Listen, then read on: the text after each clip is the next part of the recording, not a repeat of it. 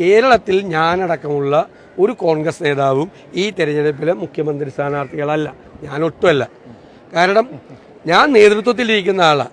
എൻ്റെ പ്രയോറിറ്റി മുഖ്യമന്ത്രി ആകാനാണെങ്കിൽ കേരളത്തിൽ UDF തിരിച്ചു വരില്ല, ഞാൻ എൻ്റെ പുറകെ പോവുള്ളൂ. എൻ്റെ പ്രയോറിറ്റി കേരളത്തിലെ UDFനെ 100 സീറ്റിലധികം ഭൂരിപക്ഷത്തിൽ വിജയിപ്പിക്കുക എന്നുള്ളതാണ് ലീഡർഷിപ്പിലിരിക്കുന്ന UDF ചെയർമാനായ എൻ്റെ ദൗത്യം. അത് ഞാൻ എൻ്റെ സഹപ്രവർത്തകരെയും എൻ്റെ നേതാക്കളെ, എനിക്ക് നേതാക്കന്മാരായിട്ടുള്ള ആളുണ്ട് കേരളത്തിൽ, സീനിയോറിറ്റി വെച്ചും പല കാരണങ്ങളുണ്ട്, അവരെയും കൂടി കൂട്ടി യോജിപ്പിച്ചുകൊണ്ട് ആ മിഷൻ, അതിൻ്റെ ഏകോപന ചുമതല എനിക്കാണല്ലോ സ്വാഭാവികമായിട്ടും UDF ചെയർമാൻ. അത് ഞാൻ നിർവഹിക്കും.